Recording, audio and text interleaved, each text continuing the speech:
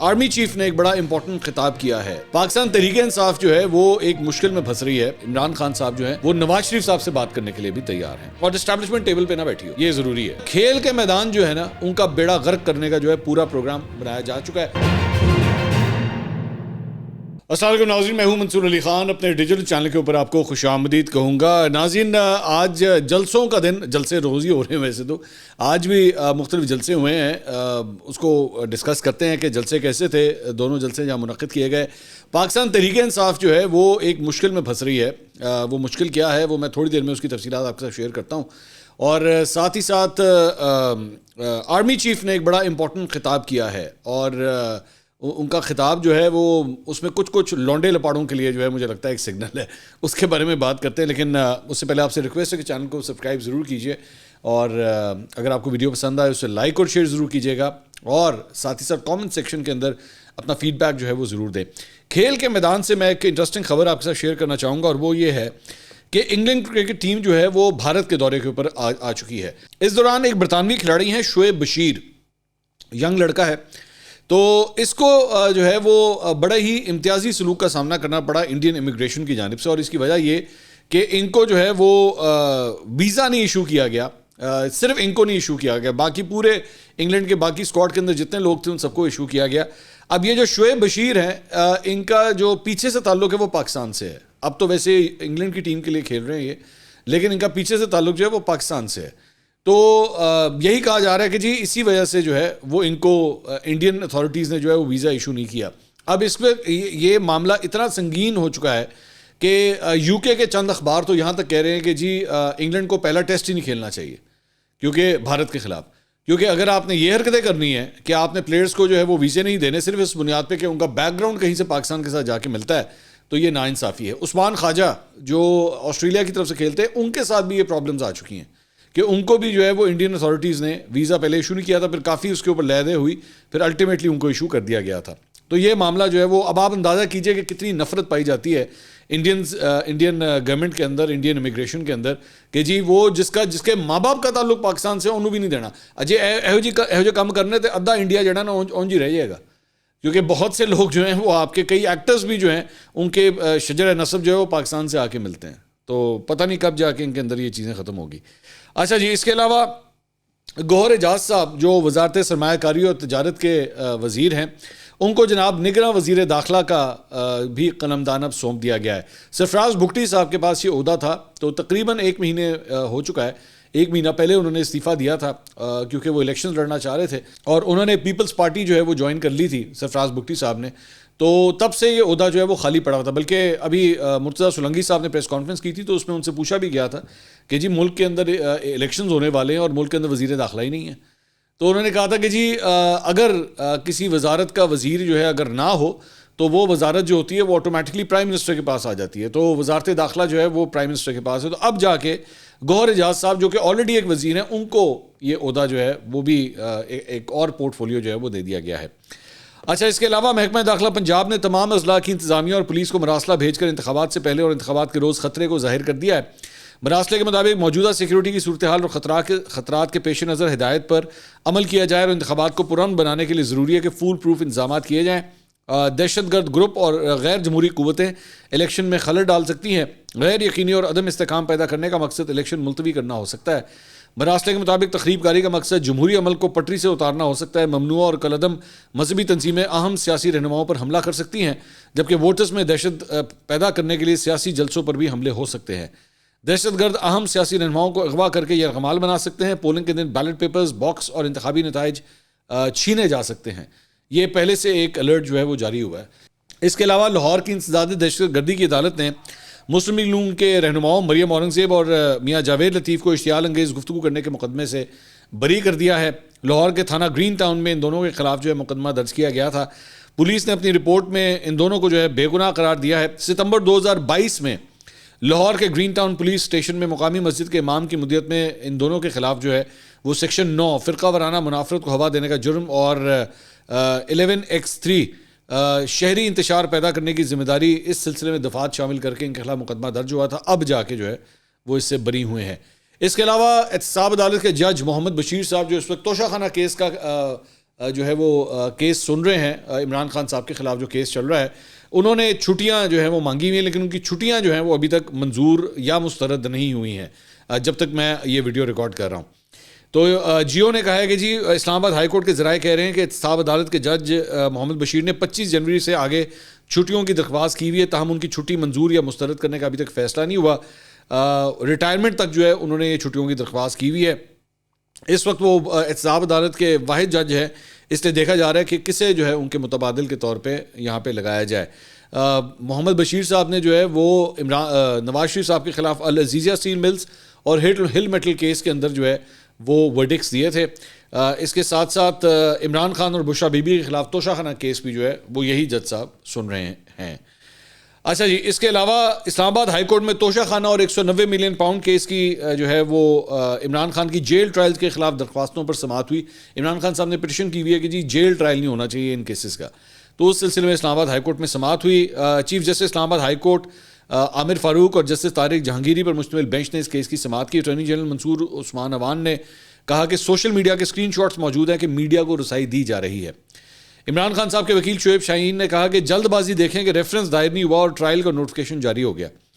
وفاقی حکومت نے نوٹیفکیشن 28 نومبر کو جاری کیا جبکہ ریفرنس 20 دسمبر کو دائر ہوا. دوسرا نوٹیفکیشن 14 نومبر کو جاری ہوا جبکہ ریفرنس 4 دسمبر کو دائر ہوا. جج صاحب نے پوچھا جی نوٹیفکیشن سے ریفرنس دائر ہونے تک کوئی کارروائی نہیں ہوئی. پروسیکیوٹر نیب نے کہا جی عمران خان کو 13 نومبر کو 190 ملین پاؤنڈ کے نیب کے کیس میں گرفتار کیا گیا.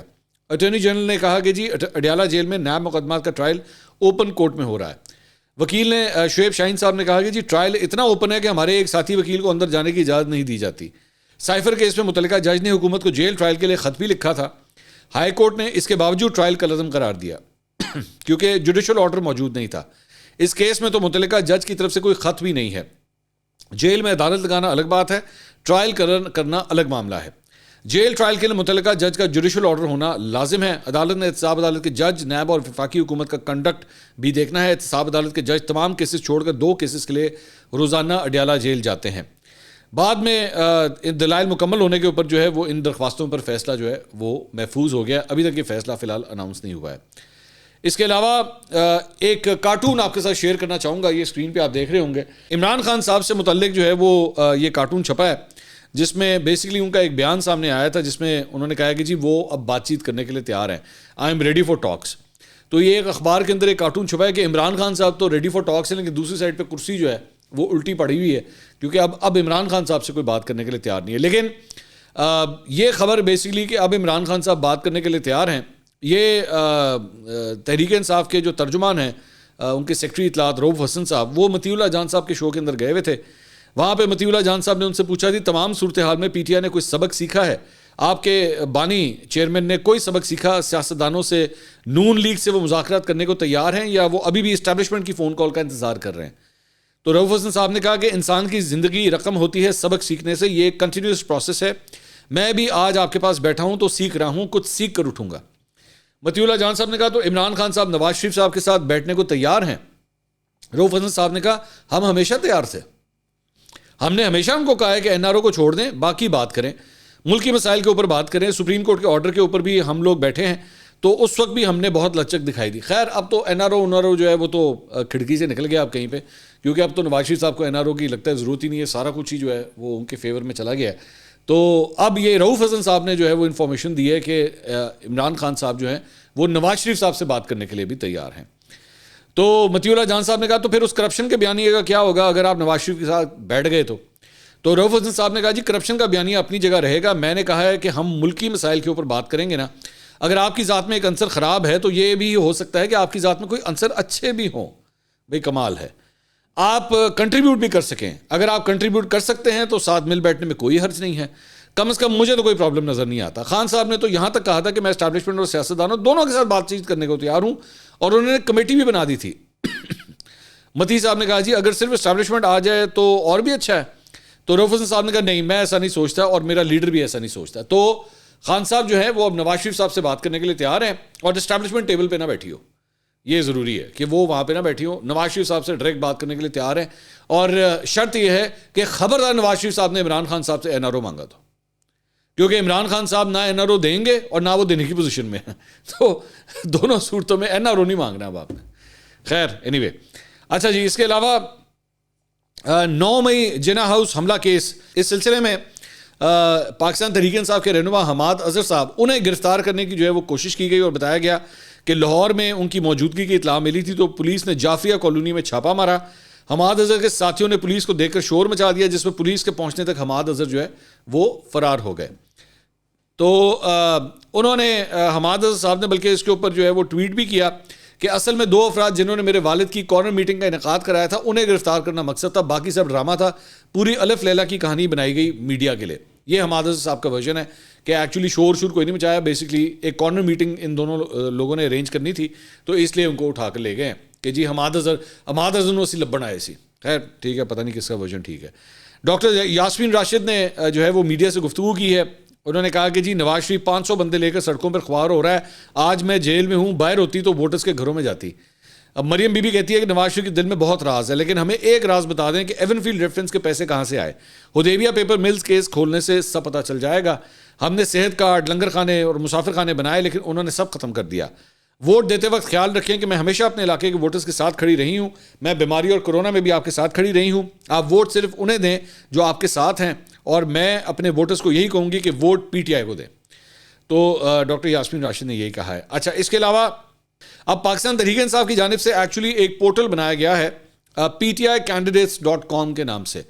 تو ہوا یہ ہے کہ کسی نے ایک جعلی پورٹل اسی طرح کا بنا دیا ہے PTIcandidate.com کے نام سے, اور اس کے اندر جو ہے وہ یہ 2 نمبری وہاں پہ بھی جو ہے وہ ہو رہی ہے. اچھا, ایک اور بات مجھے یہ بھی پتہ لگی ہے, یہ انکنفرمڈ ہے, ابھی میں اس کو چیک کر رہا ہوں کہ PTIcandidates.com کا جو پورٹل ہے اس کا ایکسیس بھی کچھ جگہوں کے اوپر جو ہے وہ بند ہو گیا. مطلب وہ اس کو ایکسیس کرنے کی کوشش کی جا رہی ہے, تو اس کو ایکسیس نہیں کیا جا سکتا کہ لوگ چیک کر سکیں گے جی یہاں پہ پی ٹی آئی کا ایکچوئل امیدوار جو ہے وہ کون ہے. جہاں پہ ایکچوئل امیدوار اور دوسرے امیدوار کی بات ہو رہی ہے, تو ایک اور کیس سامنے آیا ہے, اور یہ ایک یوٹیوبر ہیں اور اینکر بھی رہ چکے ہیں, مخدوم شہاب الدین. اینکر رہ نہیں چکے, اینکر ہیں بلکہ ابھی بھی. یہ پہلے بول ٹی وی کے اوپر پروگرام کرتے تھے, تو اس کے بعد بول میں جو ہے اب میرے خیال میں موجود نہیں ہیں.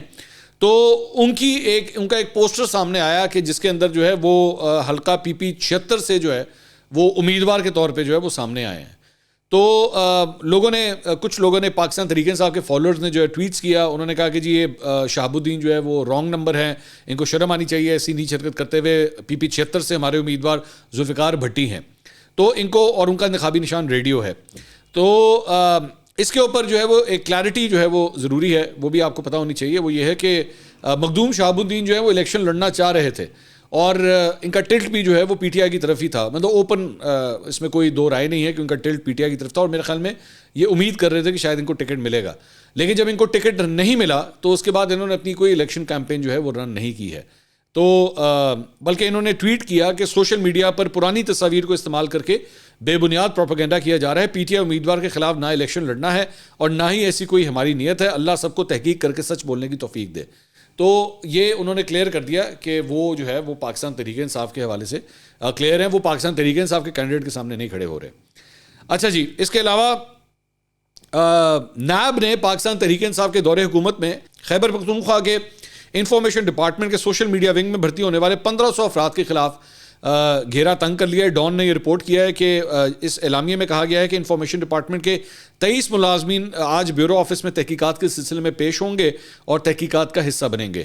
بیورو آفس میں تحقیقات کے سلسلے میں اس میں نوٹس میں کہا گیا ہے کہ نیب کی جانب سے طلب کیے گئے 23 ملازمین بطور کانٹینٹ ڈیولپر کام کرتے رہے ہیں.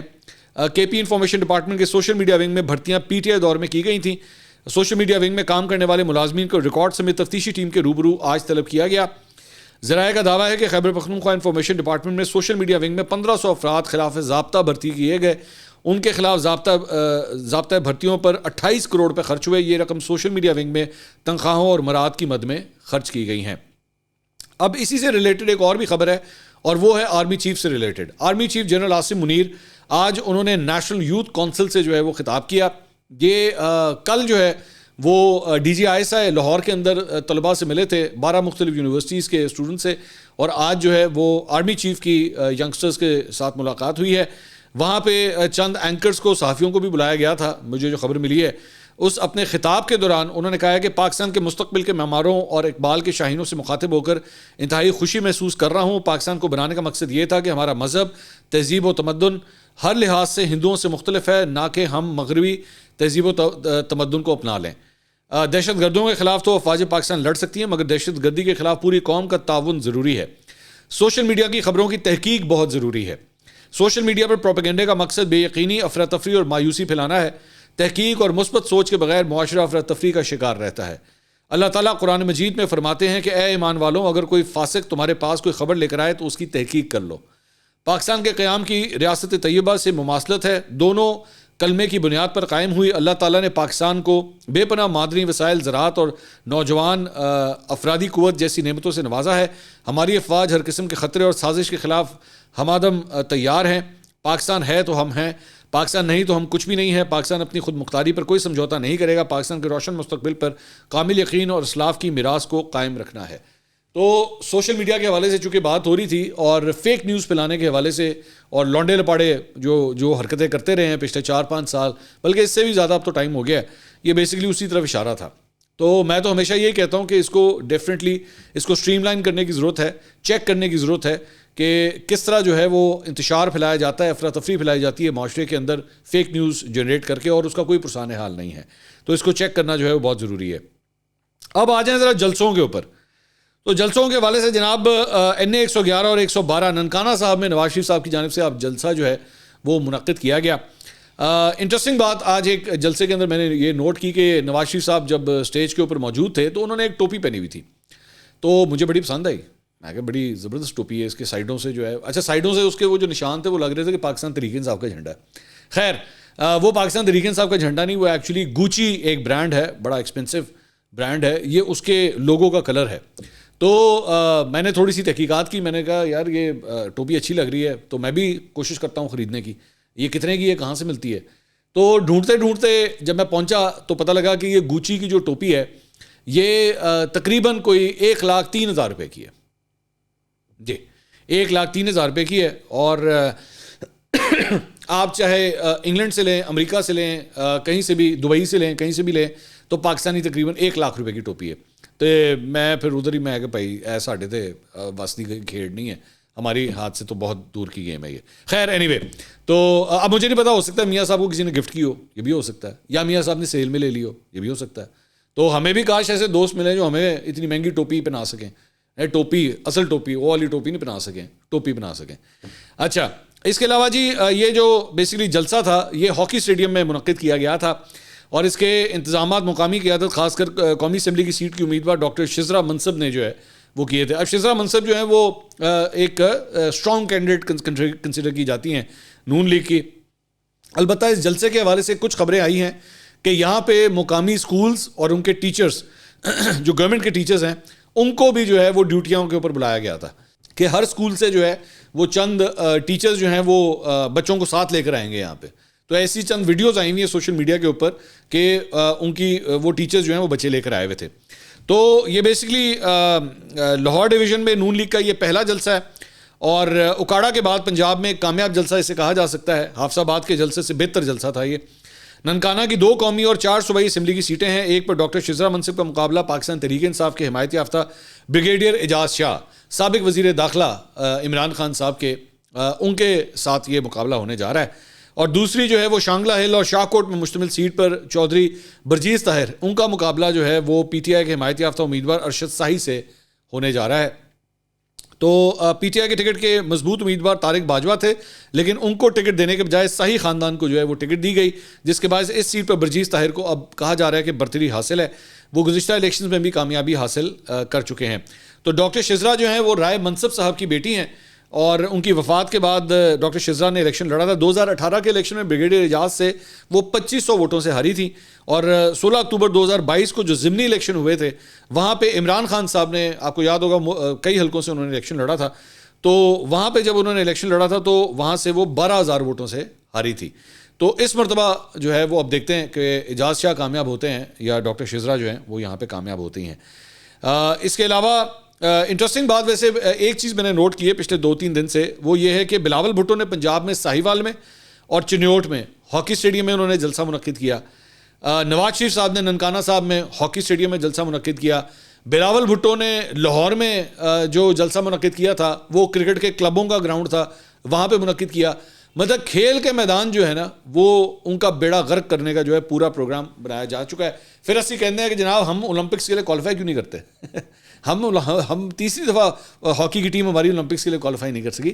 جب آپ اپنے ہاکی کے میدانوں کا یہ حال کریں گے کہ وہاں پہ جلسے منعقد کیے جائیں, جہاں کے ذرا چیک کریں آسٹریلیا اور انگلینڈ میں یہ ہوتا ہے. آسٹریلیا انگلینڈ وہ ملک جہاں پہ ایکچولی یہ کھیل اتنا ترقی کر چکا ہے, وہاں پہ کیا یہ ہوتا ہے کہ ان کے گراؤنڈز کا یہ حال کیا جائے؟ تو یہ پاکستان میں ہی ہو رہا ہے, اور اسی لیے آپ کے کھیل کا بھی یہی حال ہے. اس کے علاوہ بلاول بھٹو نے سرگودا میں NA82 میں انہوں نے جلسہ منعقد کیا. تحصیل بہلوال کے سلیمان پورہ اسٹیڈیم میں اس جلسے کا انعقاد کیا گیا. اس کے انتظامات جو ہیں ندیم افضل چند جو پیپلز پارٹی چھوڑ گئے تھے, PTI میں چلے گئے تھے, ترجمان وزیر اعظم ہاؤس بنے تھے لیکن پھر واپس پیپلز پارٹی میں آ گئے, تو انہوں نے یہ جلسہ جو ہے وہ انعقاد اس کا کیا تھا. یہاں سے وہ اس مرتبہ پیپلز پارٹی کے اس پہ ٹکٹ پہ الیکشن لڑ رہے ہیں. جلسے میں بھٹو دے نعرے وجن کے ریمیکس گانا جو ہے وہ پیش کیا گیا. آج کل یہ بڑا امپورٹنٹ ہو گیا ہے, جی تسی جلسہ منعقد کرنا تو گانے بھی تھوڑے کو لیٹسٹ ہونے چاہیے دینے, اور ڈن ڈن چک چک اس کے اندر ہونا چاہیے. تو جلسے میں بتایا گیا جی 8 سے 10 ہزار افراد نے اس کے اندر شرکت کی. 2 تحصیلوں بھیرا اور بلوال پر مشتمل جو کراؤڈ تھا وہ یہاں پہ آیا ہوا تھا.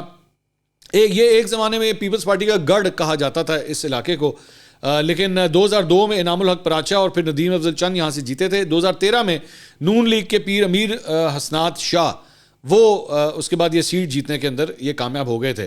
تو پچھلے عام انتخابات میں بھی ندیم افضل چند جو ہے وہ PTI کے ٹکٹ کے اوپر یہاں سے الیکشن لڑے تھے, لیکن وہ الیکشن ہار گئے تھے. نون لیگ کے مختار احمد بھرت انہوں نے ان کو یہ الیکشن ہرایا تھا اور پیپلز پارٹی پیچھے رہ گئی تھی. اب بھی مقابلہ ندیم افضل چند اور نون لیگ کے ڈاکٹر مختار بھرت کے درمیان جو ہے انہی کے درمیان دوبارہ یہ مقابلہ ہو رہا ہے. اب دیکھتے ہیں کہ اس مرتبہ یہ الیکشن کون جیتتا ہے. اگلی ویڈیو میں آپ سے دوبارہ ملاقات ہوگی. اللہ حافظ.